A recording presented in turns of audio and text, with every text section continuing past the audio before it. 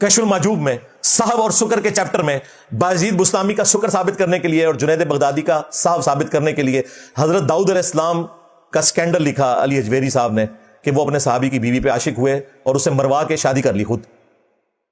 نعوذ باللہ. تورات کے اندر ایک جھوٹا واقعہ لکھا ہوا تھا, ٹیمپرڈ ہے تورات تو آج کی ڈیٹ میں ٹیمپرڈ ہے, اس کو اپنے حق میں استعمال کیا, صرف انفارمیشن کے طور پہ نہیں, حق میں استعمال کیا. اور بایزید کا سکر بچانے کے لیے کہا کہ ہمارے نبی کی بھی تو نگاہ پڑ گئی تھی نا زید ابن حارثہ کی بیوی کے اوپر, نعوذ باللہ, پھر اللہ نے اس کے دل میں نفرت ڈال دی اور پھر رسول اللہ نے شادی کر لی. تو بایزید بھی اگر اس قسم کی باتیں کرتا تھا کوئی مسئلہ نہیں ہے. نبی علیہ السلام کو تختہ مشق بنایا اپنا بایزید بچانے کے لیے. تمہارا حشر بایزید کے ساتھ ہی ہو بھائی. ہاں, یہ میں نے حوالہ دیا تھا کہ بتاؤ, مفتی حنیف قریشی صاحب سے میں نے فون پہ بریلوی بن کے ایک دفعہ یہ بات پوچھی تھی تو انہوں نے کہا تھا یہ گستاخانہ جملہ ہے. پھر اس پر ترا انہوں نے ایک جملہ بولا کہ میں نے علی اجویری کا کلمہ نہیں پڑھا ہوا, اگر انہوں نے لکھا ہے وہ اللہ کو جواب دے ہوں گے, میں تو اس کو گستاخانہ مانتا ہوں. یہ فون پہ اس نے کہا, ویڈیو میں شاید آپ کیا دیکھو کہ میں نے 3 دفعہ ہائی لائٹ کیا, مان جائے گا. لیکن دفاع کر رہے ہیں, یہ وہ باتیں ہیں جو بدلی نہیں ہوئی, پرنٹ ہو رہی ہیں, آج تک حرام کی کمائیاں کھا رہے ہیں. پیر کرم شاہ الازری نے کشف المحجوب خود پرنٹ کی ہے, اور یہ وہی کشف المحجوب ہے جو ہمارے بابا خادم رضوی صاحب نے اٹھائی ہوتی تھی. اور منڈیوں لے آؤ ذرا کشف المحجوب, منڈیوں کتاب لے آؤ, اے مینوں دے ذرا کشف المحجوب جی. اے نا تو بڑا کیڑا صوفی جی, اے داتا صاحب نے لکھا جی تصوف کے باب پہلے سب تو پہلے صوفی آپ صدیق اکبر کا ذکر فرمایا. تو داتا صاحب لکھا کہ فرمایا اگر تو کامل صوفی دیکھنا چاہتا ہے تو صدیق اکبر کو دیکھ. کیا بات, کیا بات. ہاں جی, وہ جو لہرا رہے تھے نا اس میں ہی لکھا ہوا ہے یہ سارا واقعہ. اور اس کو پرنٹ کیا پیر کرم شاہ صاحب نے, اور اپنی تفسیر میں پیر کرم شاہ نے لکھا کہ یہ جو واقعہ نا صاحب اور شکر والا, یہ کافروں نے سازش کر کے ہماری کتابوں میں داخل کیا ہے, اور کشف المحجوب میں داخل تھا, وہ اس کو پتہ ہی نہیں چلا, یا اس نے آنکھیں بند کر لی اور کہا یہ سب سے بہترین کتاب ہے. مقدمے میں پیر کرم شاہ صاحب نے یہ لکھا, پرنٹ بھی خود کروائی, مقدمہ بھی لکھا, ایک ٹکٹ میں 2 مزے کیے ہیں. میں تو ایک مزہ بھی نہیں رہن دینا, 2 خراب کر دینا. یہ حوالہ قیامت تک انہیں ہانٹ کرے گا, یہ بھاگ ہی نہیں سکتے. وہ کاغذی شیر کو بھی کہہ چکا, سعد رضوی کو, جو کہتا تھا سامنے بٹھا دے, نہیں آیا. وہ مونچھوں والی سرکار بگوڑے شاہ نہیں آیا سامنے. چلو آپ کو چیمپئن بنے, جواب دو.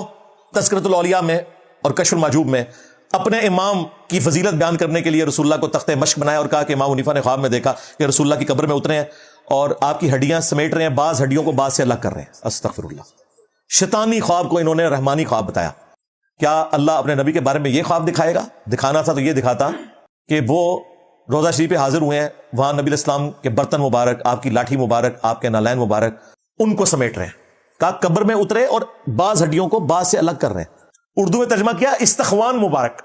ایڈی مشکل اردو, یعنی وہ ڈھانچے کو کہتے ہیں نا. ایک نے ترجمہ ٹھیک کیا کہ بعض ہڈیوں کو بعض سے الگ کر رہے ہیں. گھبرا کے اٹھے, ابن سیرین سے پوچھا, انہوں نے کہا جی آپ نبی علیہ السلام کی سنت جمع کریں گے. اسی کیا کتاب کتنے جڑی جمع کی ہے, کوئی نہیں ملتی تھی, میں نے ڈھونڈ کے دی. این جی پوڑیا الفقہ الاکبر, جس کے پہلے صفحے پہ لکھا ہے کہ رسول اللہ کے ماں باپ کفر کی حالت میں گئے, نعوذ باللہ. اب اس کتاب سے منکر ہو گئے. کس طرح بھاگ رہے ہیں, یقین کریں میں تو انجوائے کرتا ہوں. بار بار کہتے ہیں انجینئر ہمارے سامنے نہیں بیٹھتا. انجینئر تو گھر بڑھ گیا, تو بچوں نے موبائل بڑھ گیا.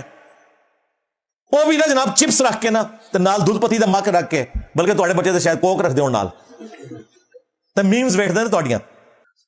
تو اس خواب کی انہوں نے یہ تعویل بیان کی. ہم نے کہا تھا یار یہ جھوٹ بول رہے ہو, اللہ کے نبی تو اپنی قبروں میں آخرت کی زندگی کے ساتھ زندہ ہے, ان کا جسم سلامت ہے, دنیاوی زندگی نہیں ہے.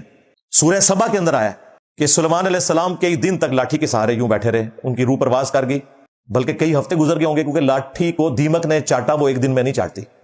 ان کے جسم کے اوپر کوئی کیڑا نہیں چڑھا, نبیوں کے جسم سلامت رہتے ہیں. یہ میں ان کے لیے بیان کر رہا ہوں جو حدیثوں کے منکر ہیں, کہ قرآن میں لکھا ہوا ہے کہ انبیاء کے جسم سلامت رہتے ہیں.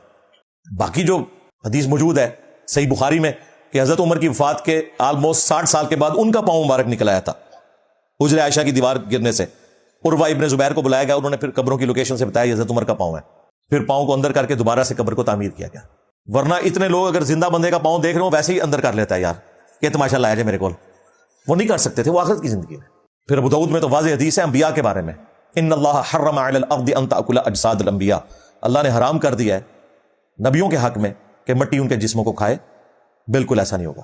مصنف ابن ابی شیبہ میں اور فضل الصلاۃ علی النبی میں تو یہاں تک موجود ہے, ہمارے استاد نے وہ ساتھ فٹ نوٹ پہ بھی لکھ دیا کہ انبیاء کے جسموں کو نہ تو مٹی کھاتی ہے, نہ درندے کھاتے ہیں, نہ آگ جلاتی ہے. یہ حضرت عمر کا قول ہے صحیح سند سے. تم لوگوں کے پاس تو کوئی مورل گراؤنڈ ہی نہیں موجود کہ مجھے تم اس طریقے سے ونریبل کرو جن کے اپنے بزرگوں نے اپنے ناموں کے کلمے پڑھائے ہوئے ہیں. چشتی رسول اللہ پارٹی, تھانوی رسول اللہ پارٹی,